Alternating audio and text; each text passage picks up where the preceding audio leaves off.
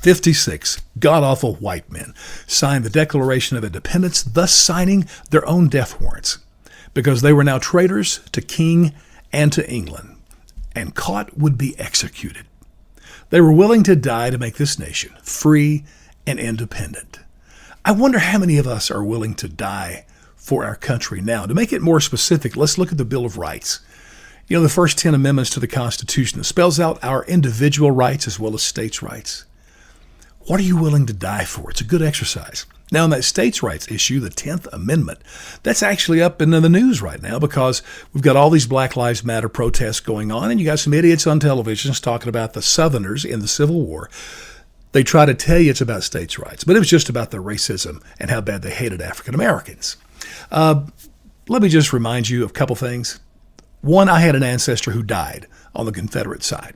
And my family are all from East Tennessee, poor dirt farmers, never had a slave or anything to do with slavery. If you think for a second that my family and other most poor farmers fighting for the South, it was just to make these rich plantation owners richer through slavery, listen, you belong in Cuckoo Town where you can read up on some history. I don't know that today, though, I would die for the 10th Amendment and states' rights. I mean, I'm watching states' rights just go by the wayside. The last 20 years especially, that's where socialism and all this big government stuff has come from. But what about the individual rights? What about, the freedom of religion? I'm a Christian. It's a big one. And obviously, the right to bear arms and defend yourself, that kind of goes with the issue, to say the least.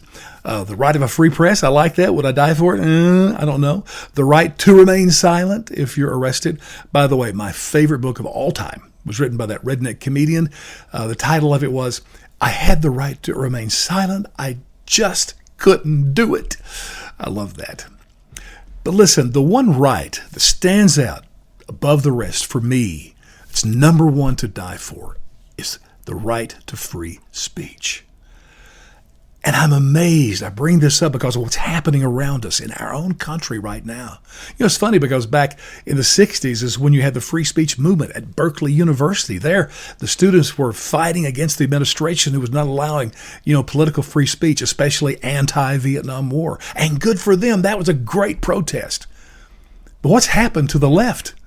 Well, they've left. Man, they're the ones who are wanting to eliminate free speech. Look at the social media companies. What a gift of free speech, yet they're the ones, not even government, shutting down the right to free speech. You heard about the doctors this week, I'm sure.